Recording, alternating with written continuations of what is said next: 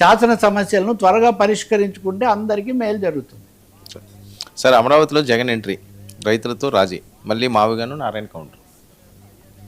ఇది ఇంకోటి. ఇప్పుడు పవన్ ఇక్కడ హైదరాబాద్లో రీఎంట్రీ లాగే నిన్న జగన్ రైతులు వెళ్ళి కలుసుకున్నారు. ముఖ్యంగా పెనుమాక రైతులు వెళ్ళి కలుసుకున్నారు. అలాగే పెనుమాకతో పాటు ఇంకో 3-4 ఊళ్ళు, ఉండవల్లి, పెనుమాక, ఎర్రబాలెం, కుర్రగల్లు, ఇంకో 3 గ్రామాలు, ఇట్లాంటి వాళ్ళు కలుసుకున్నారు. వాళ్ళు ఫిర్యాదు లేదా బాధ వేదన ఏంటి, మేము ఇదివరకు ఇచ్చిన భూములు వాటికి సంబంధించి ఆ ప్లాట్లు సరిగ్గా ఇవ్వలేదు. రెండవది, మేము ఇవ్వని ప్లాట్లను కూడా కమర్షియల్ ప్లాట్ల కింద వేరే వాళ్ళకి ఇస్తున్నారు. మూడవది, మా పొలాల్లో కూడా మా అనుమతి లేకుండా కాలువలు, రిజర్వాయర్లో తవ్వటం, ఇట్లాంటి పనులు చేస్తున్నారు.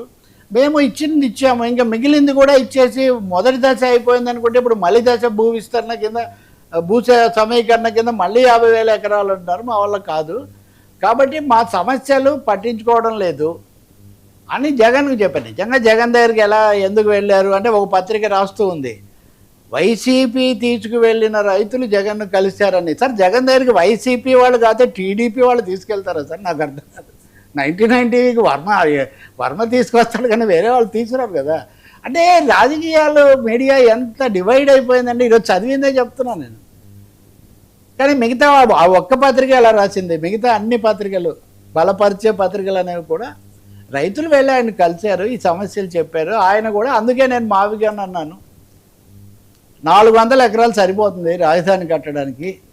మావిగన్లో మిగిలిన భూమి అంతా ఉంటుంది కాబట్టి, మొదటి విడతలో సేకరించిన 30,000-50,000 ఎకరాలు ఉంటాయి కాబట్టి, అలాగే విమానాశ్రయం గన్నవరంలో ఉంది, పెద్ద రైల్వే స్టేషన్ ఉంది కాబట్టి ప్రాథమిక సదుపాయాలన్నీ ఉన్నాయి. అప్పుడు రైతుల భూములు అవసరమైతే మేము వెనక్కి ఇచ్చేస్తాం అంటే మొదటిసారి ఈ మధ్యకాలంలో జగన్ రైతులతో ముఖాముఖి మాట్లాడడం. ఆయన ముఖ్యమంత్రిగా ఉన్నప్పుడే మాట్లాడుంటే బహుశా సమస్యలు ఇంతదాకా వచ్చేవి కాదేమో. కాబట్టి మీ భూములు రైతులకు నచ్చిన పనే చేస్తాను, ఇది మొదటిసారి అమరావతి ప్రాంతంలో రైతులకు నచ్చిన పనే నేను చేస్తాను. మేము రాగానే, ఇప్పుడైతే ఏం పరిష్కారం కాదు, ఇప్పుడు మేము లీగల్ పోరాటం వరకు మీకు సహకరిస్తాము, మా లీగల్ టీం కూడా సహకరిస్తుంది, కానీ భవిష్యత్తులో మటుకు మేము వచ్చిన తర్వాత అవసరమైతే మీ భూములు మీకు ఇచ్చేస్తాం, న్యాయం చేస్తాం అని ఆయన ఏవో చెప్పారు. అయితే రైతుల సమస్యలు, నిజమైన సమస్యలు వాళ్ళు చెప్పారు. కొన్ని వెంటనే ఈరోజు నారాయణ గారు మళ్ళీ వెంటనే మావిగానే దీనికి సొల్యూషన్ అని జగన్ అన్నారు. మిగతా వాళ్ళు మాకు అప్పుడు అంతగా అర్థం కాలేదండి అని వీళ్ళు అన్నారని వాళ్ళు చెప్తున్నారు. వాళ్ళ సమస్యలు కూడా వాళ్ళు చెప్తున్నారు. దీనికి ఒకటేనండి, మీతో నేను చాలాసార్లు చెప్పాను, మీరు అన్ని పార్టీలతో కూర్చోబెట్టి, రైతులతో కూడా కూర్చోబెట్టి ఒక సమగ్రమైన శ్వేతపత్రం, మా భవిష్యత్ ప్రణాళిక ఇలా ఉంటుందనేది విడుదల చేస్తే ఈ సమస్య చాలా సాల్వ్ అవుతుంది. ఇప్పుడు జగన్ లేదా వైసీపీ తీసుకొచ్చిన ఈ రీఎంట్రీలో ఒక సమస్య ఉంది. భూములు, రోడ్లు, దానికి రేట్లు పెరగడాలు, పెరగకపోవడాలు, ఇది ఆలస్యం అవుతున్న కొద్దీ ఇప్పుడు వాళ్ళు అంటున్నారు, మేము ఇచ్చి 12 ఏళ్ళు అయింది, 13వ ఏడు ఇప్పుడు, ఇప్పటికీ మాకేం మార్గం దొరకడం లేదు. సో రైతుల్లో ఒక ఆలోచన వస్తుంది కదా, ఇది ఎన్ని రోజులకు అభివృద్ధి అవుతుంది. పొద్దున్న నారాయణ గారు అందుకే సమాధానాలు చెప్తున్నారు. ఈ మునక గురించి కూడా జగన్ చెప్తున్నారు. మళ్ళీ మన కవిత మాట్లాడిన వాటిలో మీరు అన్న తరహాలో అమరావతిలో మీరు నీళ్లు తోడుకోండి, ఇక్కడికి ఎందుకు, ఇటువంటివి మాట్లాడుతున్నారు.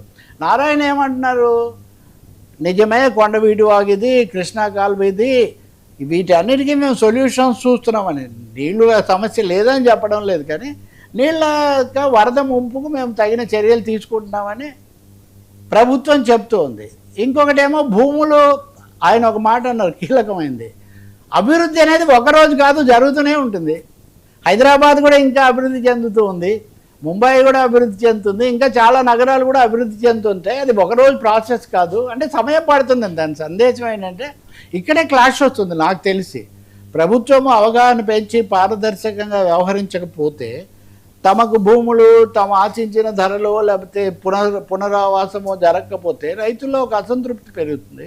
ఇప్పుడు మెల్లగా మరి వైసీపీ నేరుగా, మరి జగన్ నేరుగా రైతుల్లోకి వెళ్ళి మాట్లాడతారా లేదా మనకు తెలియదు, కానీ ఆయన మటుకు మావిగన్ మళ్ళీ నారాయణ చెప్పడం అదైతే జరుగుతుంది. ఇది ఒక నెక్స్ట్ స్టేజ్. మొత్తం మీద సూటిగా వెళ్ళి మాట్లాడడం అన్నది, కోర్టులో కేసులు కూడా వేస్తూ ఉంటున్నారు, మళ్ళీ లీగల్ హర్డిల్స్ కూడా పెరుగుతాయి.